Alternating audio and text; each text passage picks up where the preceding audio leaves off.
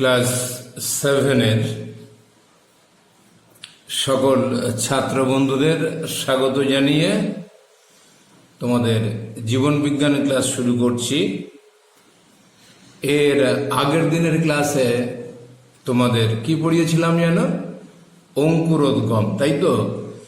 বীজের অঙ্কুরোদ্গমের বিভিন্ন বিষয় নিয়ে আমি আলাপ আলোচনা করছিলাম। আশা করি সেগুলো তোমরা পড়ে রাখবে। আগামীকাল ডাউট ক্লিয়ারিং ক্লাস রয়েছে, সে ডাউট ক্লিয়ারিং ক্লাসে আমি ওখান থেকে প্রশ্ন জিজ্ঞেস করব। তোমাদের যদি কোনো প্রবলেম থাকে তোমরা সেগুলো নিয়ে আমাকে বলবে, আমি সলভ করে দেব। ঠিক আছে? তাহলে শুরু করা যাক আজকের বিষয়বস্তু। আজকে যে অংশটা পড়াবো, পরিবেশের সংকট এবং উদ্ভিদ ও পরিবেশ সংরক্ষণ।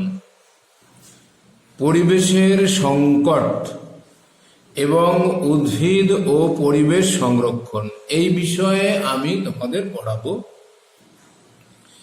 এটা সামগ্রিকভাবে তোমাদের বিজ্ঞান বইটার 7ম অধ্যায়, অর্থাৎ চ্যাপ্টার 7। কি বললাম? চ্যাপ্টার 7। ভৌত বিজ্ঞান এবং জীবন বিজ্ঞান মিলে এটা চ্যাপ্টার 7। তাহলে প্রথমেই চলে আসি আজকের আলোচ্য বিষয়বস্তুতে। প্রথমেই আমি আলোচনা করব পরিবেশ কাকে বলে। আবার বলছি, ফার্স্ট কোশ্চেন হচ্ছে পরিবেশ কাকে বলে।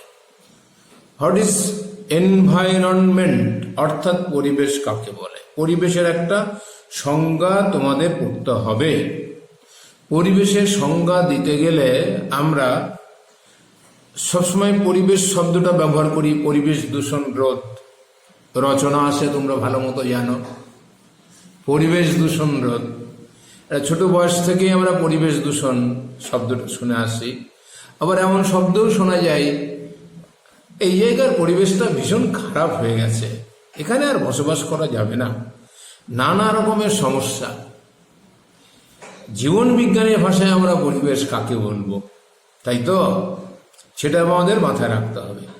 আমরা কিন্তু গল্প করে পরিবেশের সংজ্ঞা দিতে পারবো না। আমাদের বৈজ্ঞানিক দৃষ্টিভঙ্গিতে পরিবেশের সংজ্ঞা দিতে হবে। তাহলে পরিবেশের সংজ্ঞা কি, অর্থাৎ পরিবেশ কাকে বলে, সে বিষয়টা আমি আলোচনা করছি। তোমরা খাতাতে লিখে নেবে। আমাদের চারপাশের যে জগৎ, অর্থাৎ গাছপালা, কীটপতঙ্গ, পশু পাখি, আলো বাতাস জল উষ্ণতা নিয়ে গঠিত যে জগৎ, তাকেই বলে পরিবেশ। আবার বলছি, আমাদের চারপাশের যে জগৎ, অর্থাৎ গাছপালা, কীটপতঙ্গ, পশু পাখি, আলো বাতাস জল উষ্ণতা ইত্যাদি নিয়ে যে জগৎ, তাকেই আমরা পরিবেশ বলি। তাহলে আশা করি পরিবেশ কাকে বলে আমার বক্তব্য থেকে তোমরা বুঝতে পেরেছ। এইবার চলে যাই, এই যে পরিবেশ, এই পরিবেশ কি কি দিয়ে তৈরি। দেখো, একটা যদি কাঠের আলমারি যদি হয়, তাহলে কাঠ দিয়েই মেনলি তৈরি। তার সঙ্গে সাজানোর জন্য কাঁচ থাকতে পারে, তারপরে বিড থাকতে পারে। তোমরা আমার পেছনের দিকে দেখো, একটা আলমারি রয়েছে, ওয়াল আলমারি, সেখানে অনেক কিছু জিনিস রয়ে গেছে। ওই আলমারির কিন্তু মেন উপাদান হলো কাঠ। তেমনি যদি একটা পেরেক তৈরি করা যায়, তাহলে পেরেকটার মেন উপাদানটা কি? লোহা। লোহা, আয়রন, আয়রন। তেমনি আমরা যদি একটা বাড়ি তৈরি করতে যাই, প্রধান উপাদান কি হবে? ইট, বালি, পাথর, সিমেন্ট, এই সমস্ত জিনিসগুলো হবে। তেমনি পরিবেশ কি কি দিয়ে তৈরি, অর্থাৎ পরিবেশের উপাদান কি কি? Components of environment. Components of environment, পরিবেশের উপাদানগুলোকে দুটো দলে ভাগ করা হয়। অজীবজাত উপাদান, অর্থাৎ যাদের মধ্যে জীবনের কোনো অস্তিত্ব নেই, ডেড অর্থাৎ মৃত। আলো হতে পারে, বাতাস হতে পারে, জল হতে পারে, মাটি হতে পারে ইত্যাদি, এগুলো সব নির্জীব উপাদান, এর মধ্যে প্রাণীর কোনো অস্তিত্ব নেই। ইংরেজিতে এদেরকে বলা হয় অ্যাবায়োটিক কম্পোনেন্ট, অর্থাৎ অ্যাবায়োটিক উপাদান। অ্যাবায়োটিক, অ্যা মানে অ্যাবসেন্ট, অ্যা মানে নেই, মাইন্ড ইট অ্যা। অনেক সময় তোমরা শুনতে পাও না, এমন একটা শব্দ শোনা যায় যে আমি একটু ছোট বয়সে শোনা যায় যে মা আমি একটু অ্যা করবো, তার মানে তার পটি পেয়েছে, পটি করবে, আর পটিটা নিশ্চয়ই দেহ থেকে বের করে দেবে। অ্যাবসেন্ট, অ্যাবায়োটিক কম্পোনেন্ট, অজীবজাত উপাদান। অজীবজাত উপাদানের মধ্যে প্রাণের কোনো অস্তিত্ব থাকে না।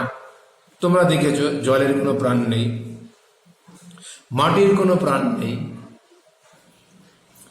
আবার এদিকে আলোর কোনো প্রাণ নেই, উষ্ণতার কোনো প্রাণ নেই। আশা করি অজীবজাত উপাদান পরিবেশের কি কি সেগুলো নিয়ে একটা ধারণা তোমাদের দিতে পেরেছি। এরপরে চলে যাই জীবজাত উপাদান বা সজীব উপাদান। সজীব উপাদান মানে বায়োটিক কম্পোনেন্ট, বায়োটিক কম্পোনেন্ট অর্থাৎ সজীব উপাদান। এই সজীব উপাদান মানে বুঝতে পারছো প্রাণের অস্তিত্ব রয়েছে। প্রাণের অস্তিত্ব যাদের থাকে তাদেরকে বলা হয় সজীব উপাদান। আমরা আমাদের চারিদিকে যে উদ্ভিদ এবং প্রাণীগুলো দেখতে পাই, এই উদ্ভিদ এবং প্রাণীর সবাই হচ্ছে সজীব উপাদান। এদের মধ্যে প্রাণের অস্তিত্ব আছে, এরা উদ্দীপনাতে সাড়া দেয়, এদের পুষ্টি পদ্ধতি হয়ে থাকে, এদের চলন গমন হতে পারে, এদের বংশবিস্তারও হয়ে থাকে। সজীব উপাদান অর্থাৎ বায়োটিক কম্পোনেন্ট। বায়োটিক কম্পোনেন্ট, এই সজীব উপাদানের বেশ কিছু বৈশিষ্ট্য আছে। আমি 5টা বৈশিষ্ট্য তোমাদের বলবো, 5টা ক্যারেক্টার আমি তোমাদের বলছি।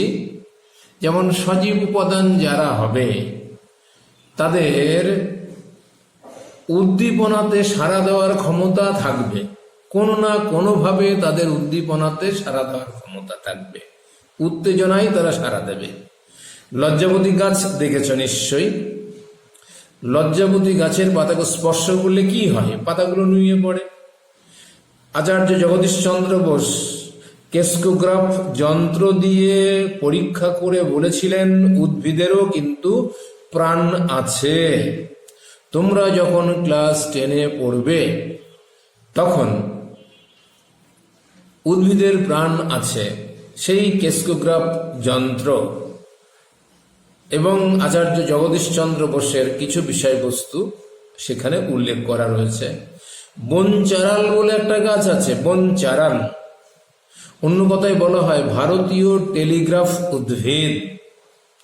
এই বনচারাল যে উদ্ভিদটা রয়েছে, যাকে আমরা ভারতীয় টেলিগ্রাফ উদ্ভিদ বলছি, এই যে বনচারাল উদ্ভিদ, এদের এক একটা পাতাতে 3টে ছোট ছোট পাতার মতো অংশ থাকে। তোমরা একটু ভেবে দেখো, বেল পাতা, আশা করি বেল পাতা তোমরা সবাই দেখেছো। দেখবে বেলপাতাতে 3টে পাতার মতো অংশ থাকে। বেলপাতা একটা যৌগিক পাতা, ত্রিফলক, 3টে ফলক থাকে, অর্থাৎ পাতার মতো অংশ থাকে। এই যে বনচারাল বলে যে গাছটার নাম আমি তোমাদেরকে বললাম, এই বনচারাল উদ্ভিদের যে পাতাটা সেটা যৌগিক পাতা এবং 3টে ফলক থাকে। মাঝখানের ফলকটা স্ট্রেট থাকে, আর দিনের বেলাতে ডান দিকের এবং বাঁ দিকের ফলক দুটো পর্যায়ক্রমে নিচের দিকে নামে এবং ওঠে। এটাতেও কিন্তু বলা যেতে পারে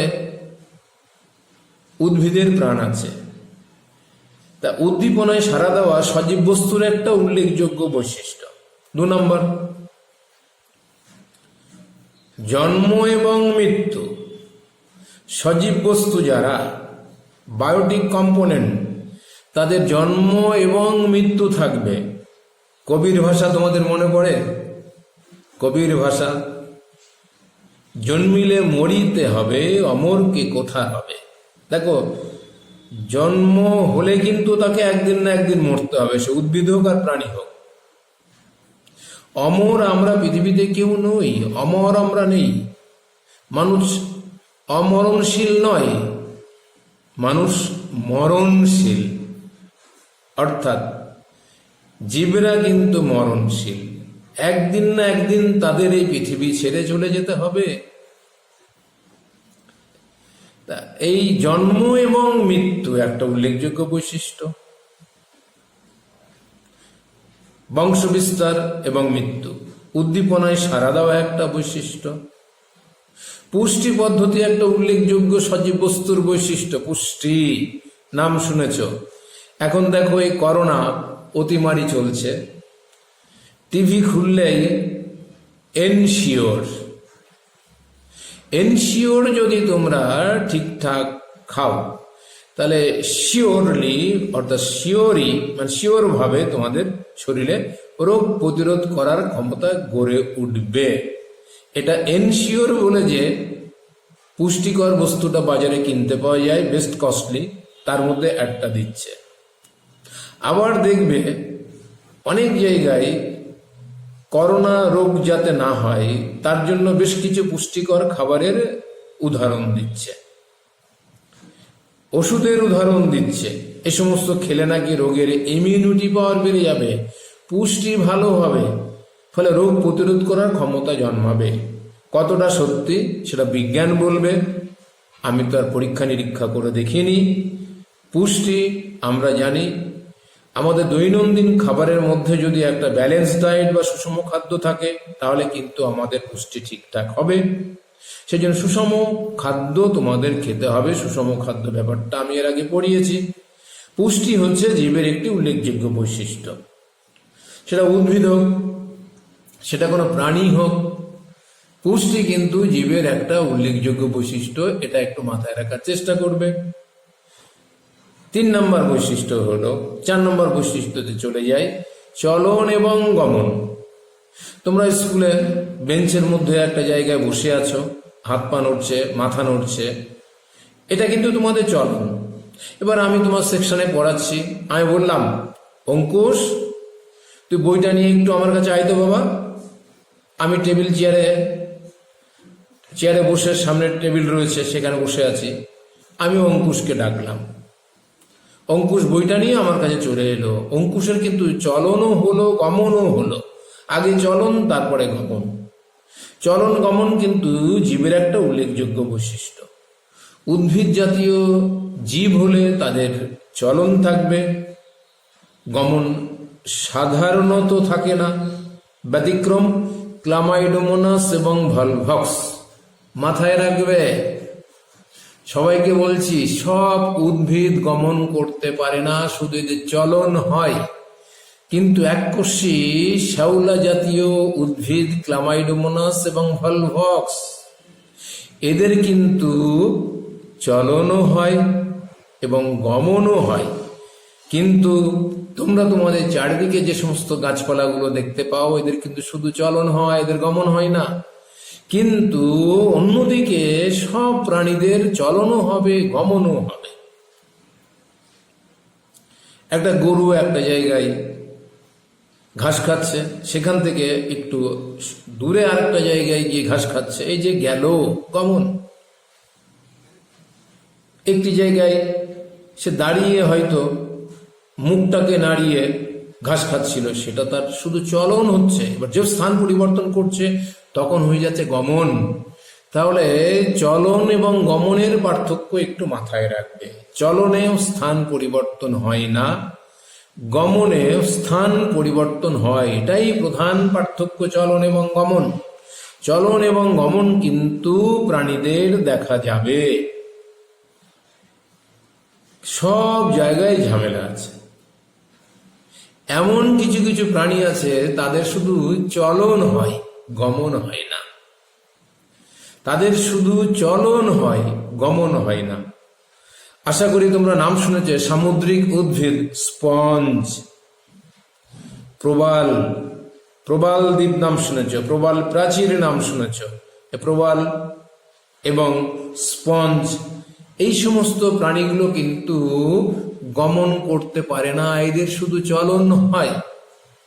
তাহলে চলন হয় কিন্তু গমন হয় না, এমন দুটো প্রাণীর নাম তোমরা মাথায় রাখবে। যে প্রাণীরা গমন করতে পারে না তাদের মধ্যে দুটো নাম আমি বললাম, স্পঞ্জ এবং প্রবাল। এছাড়াও কিন্তু সাগর কুসুম বলে একটা সামুদ্রিক প্রাণী আছে, সাগর কুসুম, সি অ্যানিমন বলা হয়, সি অ্যানিমন বা সাগর কুসুম, এদেরও কিন্তু গমন হয় না পূর্ণাঙ্গ অবস্থাতে, এরা গমনে অক্ষম। তাহলে চলন এবং গমন কিন্তু জীবের আরেকটা উল্লেখযোগ্য বৈশিষ্ট্য। আরেকটা জীবের উল্লেখযোগ্য বৈশিষ্ট্য বা সজীব বস্তুর বৈশিষ্ট্য হচ্ছে কোষীয় সংগঠন, সেল, সেলুলার অর্গানাইজেশন থাকবে, সেলুলার অর্গানাইজেশন থাকবে, অর্থাৎ কোষীয় সংগঠন থাকবে। কোষ কাকে বলে স্যার? আমরা তো কোষ শব্দটা মনে হচ্ছে খুব একটা শুনিনি। একদম ঠিক, কোষ শব্দটা ক্লাস 8-এ অনেকটাই বলা হয়, 9-এ গিয়ে বিস্তারিতভাবে বলা হবে। ক্লাস 7-এ কিন্তু কোষ বলে তেমন বিশেষ কিছু নেই। তাহলেও আমি একটু কোষের সংজ্ঞাটা তোমাদের বলে দিচ্ছি, সবাই লিখে নেবে আমার বক্তব্য থেকে। কোষ কাকে বলে? ইংরেজিতে সেল। What is sell? কোষ একটা ল্যাটিন শব্দ, সেলা থেকে তৈরি হয়েছে। ল্যাটিন শব্দ সেলা থেকে তৈরি হয়েছে, যার অর্থ হল শূন্য গহ্বর, ফাঁকা গহ্বর, ফাঁপা গহ্বর, হলো ক্যাভিটি। আবার বলি, ল্যাটিন শব্দ সেলা থেকে সেল কথাটা এসছে, CELL। বাংলায় বলছি কোষ, কৌকার তালবস্য, এখন তালবস্য লেখা হয়, একসময় পেট কাটা মধ্যাংশ লেখা হতো। এই যে সেল কাকে বলে, কোষের সংজ্ঞা খুব সংক্ষেপে বলবো। জীবদেহের গঠনগত এবং কার্যগত একককে কোষ বলে। আবার বলছি, জীবদেহের গঠনগত এবং কার্যগত একককে কোষ বলা হয়। এই কোষের উপস্থিতি জীবের দেহে থাকবেই। সে একটা কোষ দিয়ে কোনো কোনো জীবের দেহ তৈরি হতে পারে, যেমন আমিবা, প্যারামেসিয়াম। একের অধিক কোষ দিয়ে কোনো জীবের দেহ তৈরি হতে পারে, যেমন আমরা আমাদের চারিদিকে যে সমস্ত প্রাণীগুলো, উদ্ভিদগুলো দেখতে পাই বহুকোষী। কোষীয় সংগঠন কিন্তু জীবের দেহে থাকবে। এই কোষের উপস্থিতি দিয়েই কোষীয় সংগঠনের কথাটা আমি বললাম। আমি 5টা বৈশিষ্ট্য তোমাদের আজকে বলেছি। সজীব বস্তুর অনেকগুলো বৈশিষ্ট্য হতে পারে। 9-এ যখন তোমরা উঠবে তখন দেখবে 8টা 10টা বৈশিষ্ট্য তোমাদের আমরা আরো বেশি বলবো। বেসিক বিষয় নিয়ে যেহেতু আজকে আলোচনা হচ্ছে, সেই জন্য আমি খুব ডিটেলসে যাচ্ছি না। 7-এর দৃষ্টিভঙ্গিতে পড়াতে গিয়ে কিছুটা উঁচু ক্লাসের বিষয় এসে যাচ্ছে, সেটা আমি তোমাদেরকে উল্লেখ করছি। তাহলে পরিবেশের সজীব এবং নির্জীব উপাদান, সজীব উপাদানের মধ্যে উদ্ভিদ এবং প্রাণী। উদ্ভিদের মধ্যে স্বভোজী হতে পারে, নিজের খাদ্য নিজে তৈরি করতে পারে। আবার পরভোজী হতে পারে, নিজের খাদ্য নিজে তৈরি করতে পারে না। তোমরা নাম শুনেছ, স্বর্ণলতা বলে একটা গাছ আছে, স্বর্ণলতা গাছ, কিন্তু সে খাদ্য তৈরি করতে পারে না, তাদের দিয়ে ক্লোরোফিল কণা বা সবুজ কণা নেই। র্যাফলেশিয়া বলে একটা গাছ আছে, তার দেহের অধিকাংশটাই ফুল এবং মূল দিয়ে তৈরি, ফুল এবং মূল, সেখানে কিন্তু ক্লোরোফিল কণা থাকে না, পরভোজী উদ্ভিদ। কিন্তু প্রাণীদের মধ্যে সবাই কিন্তু পরভোজী, নিজের খাদ্য নিজে তৈরি করতে পারে না, কারণ তাদের দেহে সবুজ কণা বা ক্লোরোফিল কণা থাকে না। এখানেও ঝামেলা আছে। স্যার কি যে বলেন, শুধু ঝামেলা আর ঝামেলা। কি ঝামেলা স্যার? এখানে ঝামেলা হচ্ছে সব প্রাণীরা খাবার তৈরি করতে পারে না, এটাই নিয়ম। তাদের দেহে ক্লোরোফিল কণা থাকে না, তাই তারা খাবার তৈরি করতে পারে না। এইবার এই যে খাবার তৈরি করতে পারে না, ক্লোরোফিল কণা থাকে না, তাহলে এমন কিছু প্রাণী আছে তারা খাবার তৈরি করতে পারে। কেন পারে? এদের দেহে ক্লোরোফিল কণা বা সবুজ কণা থাকে। এই ক্লোরোফিল কণা বা সবুজ কণার মাধ্যমে এরা এদের দেহে খাদ্য তৈরি করতে পারছে। সেই প্রাণীগুলোর মধ্যে একটার নাম হচ্ছে ইউগ্লিনা। আবার বলছি, সবাই খাতাতে নোট করে নেবে, নিজ দেহে খাদ্য তৈরি করতে পারে এবং ক্লোরোফিল কণা থাকে। ইউগ্লিনা নামক এককোষী প্রাণী, ইউগ্লিনা। আরেকটা ক্রাইসামিবা, ক্রাইসামিবা বলে একটা প্রাণী আছে, ক্রাইসামিবা। এরাও এককোষী। এদের দেহে ক্লোরোফিল কণা দিয়ে ওরা খাদ্য তৈরি করতে পারে, নিজের ফুড নিজে তৈরি করতে পারে, অর্থাৎ এদের সালোক সংশ্লেষ হয়ে থাকে। তাহলে অজীবজাত এবং জীবজাত উপাদান নিয়ে আলোচনা করা হলো। জীবজাত উপাদানের মধ্যে যারা নিজের দেহে নিজে খাদ্য তৈরি করতে পারে তাকে উৎপাদক বলা হয়। উৎপাদক, প্রডিউসার। উৎপাদক অবধি তোমাদের পড়ানো হলো। আর যারা খাদ্য তৈরি করতে পারে না, অন্যের তৈরি খাদ্য খেয়ে বেঁচে থাকে, তাদেরকে খাদক বলা হয়। আমরা যে প্রাণীগুলো আমাদের চারিদিকে দেখি সবাই খাদক, সবাই খাদক, কনজিউমার বলে ইংরাজিতে। এরা প্রাথমিক হতে পারে, গৌণ হতে পারে, প্রগৌণ হতে পারে, অথবা সর্বোচ্চ শ্রেণীর খাদক হতে পারে। প্রাথমিক খাদক, গৌণ খাদক, প্রগৌণ খাদক অথবা সর্বোচ্চ শ্রেণীর খাদক হতে পারে। খাদকের 4টে শ্রেণী তোমরা ক্লাস 9-এ উঠলে পড়বে।